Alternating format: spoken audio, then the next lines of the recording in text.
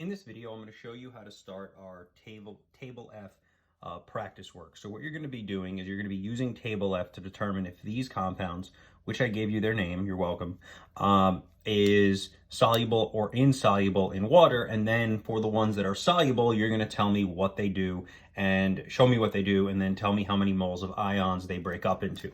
This is going to be a warm-up for our colligative properties worksheet, where you'll have to go a step further and tell me if they dissolve in water, what do they break up into, and or not. So depending on what we're doing. So think of this as like the entry level, and then we're going to do a harder version where we get a little bit more advanced. So let's start with the easy stuff, the questions. So what does it mean to be soluble in water? What symbol represents this? If you don't know the answers to that, you should watch my notes. What does it mean to be insoluble? Same thing. What does it mean when a compound dissociates? What type of compound can dissociate? What type cannot? So for this one, dissociate means it breaks up into ions. It disassociates from itself. So that's basically when you put NaCl in water, it breaks up into Na plus and Cl minus. What type of compounds can do this, right? Well, ionic compounds can, because they're made of ions. And then what type cannot? Well, covalent compounds. We know some covalent compounds, or we know that covalent compounds can dissolve in water, but because of their bond type, they don't break up into ions. And that's going to lead us into this worksheet and explaining really what's going on. So let's start with using Table F, because that's always the hard part.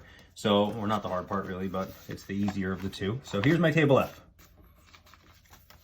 Where am I going to put this? I'll put it right here. So here's Table F, and what I need to do is figure out if these things dissolve in water or not. So Cl's, first one is NaCl. Cl dissolves in water. Na is not listed as an exception, so NaCl will be soluble. So you could write soluble, or you could write AQ symbol. It means the same thing. Sodium phosphate.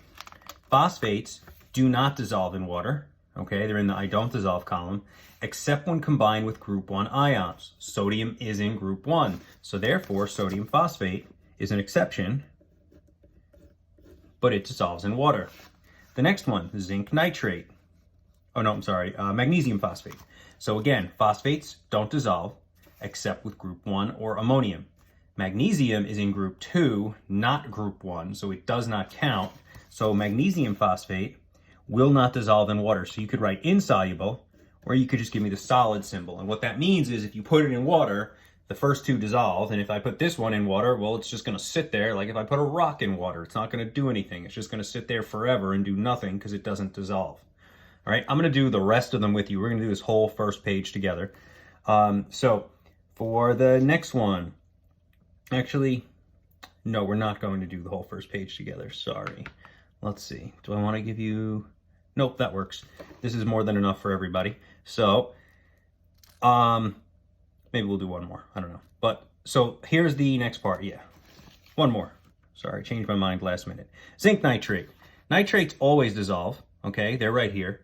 And there's no exception. Turns out none of these. So group 1, ammonium, nitrate, acetate, hydrogen carbonate, or chlorate, those are easy because they always dissolve, never any exceptions. So if you ever see any of those in a compound, you can write AQ.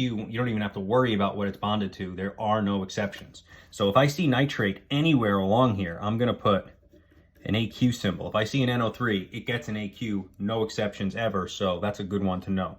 So now what we're going to do, we'll do the first 4.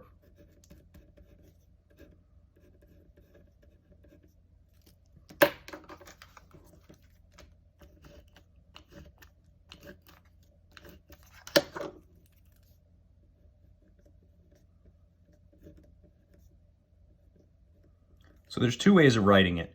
One way, you just write the arrow, and then the other way, which maybe you'll see, you never know, some people do this. This is an older way of doing it. But they'll write H2O above the arrow. And what that means is if you take zinc nitrate and put it in water, all right? But you don't really have to worry about that, because if you use your symbols, your AQ symbols and solid symbols, right, it explains all that anyway. And then this would be solid.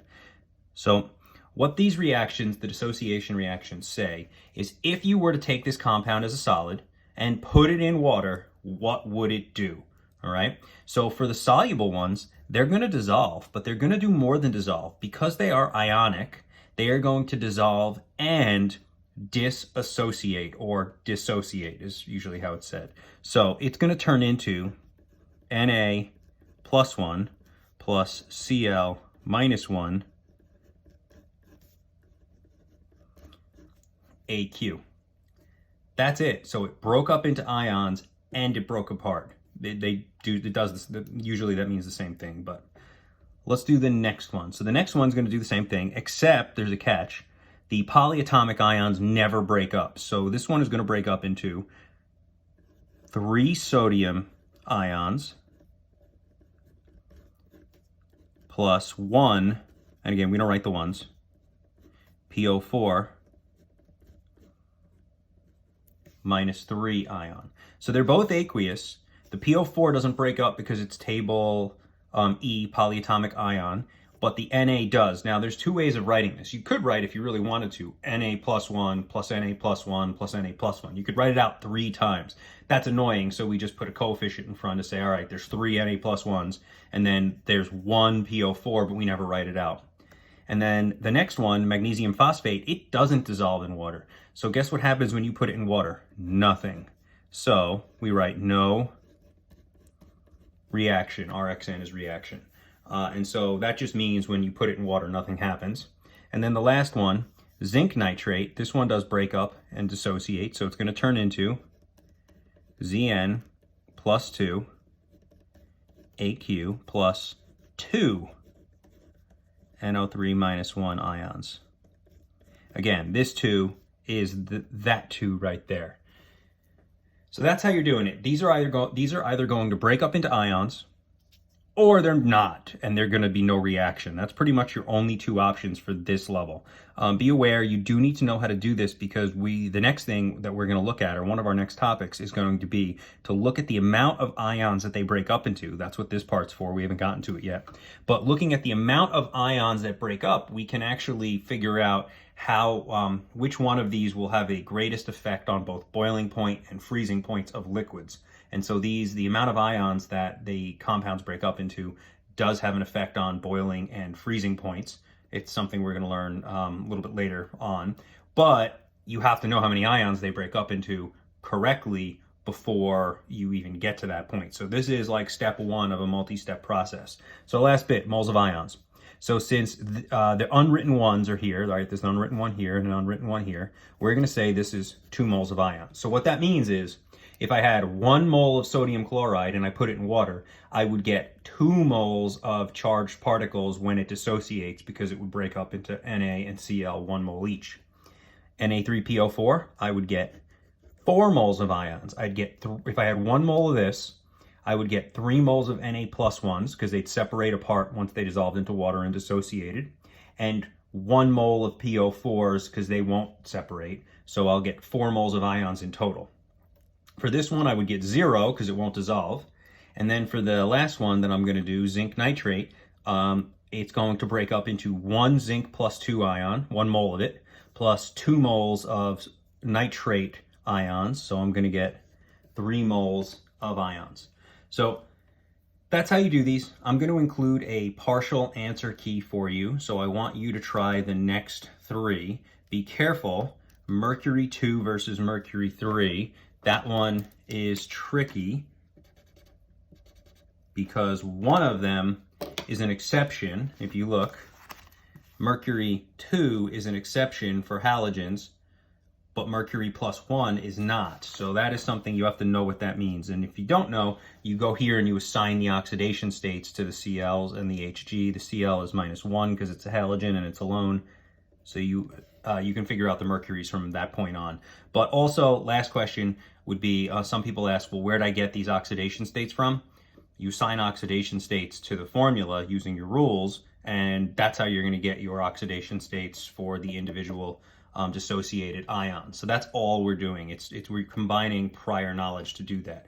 On the next page, because there's a back, obviously, we're doing the same thing. So what you're going to do after this is we're going to keep going, and you're going to have,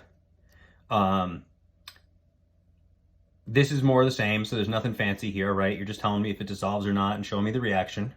For this set, I took away the formula, so you're going to have to make the formula given the name, so be aware of that. And in this set, I took away the name, so you're going to have to name these in addition to doing everything else. And for the bottom four, I didn't give you anything, so I'm not a mind reader. I'm going to explain what you're doing. For the last four, what you're going to do is pretty simple. You are going to make your own compounds using table F. So what you're going to do is you're going to try to come up with a compound. It's real simple. You're going to give me something that dissolves in water. So you could give me a nitrate, for example, because they always dissolve, and then combine it with any metal you want and crisscross it properly, of course, and that's a soluble nitrate. The next part, what you're going to do is you're going to give me something that's soluble but is an exception. So in other words, something that would normally be insoluble, like let's say phosphate, but because it's combined with an exception, like let's say ammonium or any group 1 ion, it would be soluble by exception. So you're going to give me a soluble always and a soluble by exception. And then you're going to give me an insoluble always, so like phosphate combined with anything but this, and a insoluble exception, which is basically it has to be a halide or a sulfate. These don't have exceptions, so there's no option. So it could be a halide or a sulfate. And to be an insoluble exception, it would have to be combined with one of these. So if it's a halide, it's got to be with Ag, Pb plus 2, or Hg2 plus 2. I'd stay away from that one. That's a little complicated. Or if it's a sulfate, it's got to be combined with Ag plus 1, Ca plus 1, Sr plus 2, or sorry, Ca plus 2, Sr plus 2, Ba plus 2, or Pb plus 2. So you're going to give me always soluble, soluble through an exception. Always insoluble, insoluble through an exception. You're going to make up your own compound. You're going to name it. You're going to show me the reaction. Be aware. Let's make life easy. Whichever two you do here,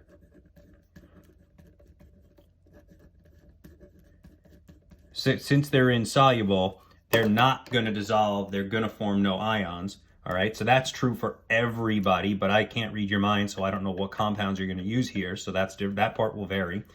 So again, soluble, soluble exception, insoluble, insoluble as an exception. That's everything for this sheet.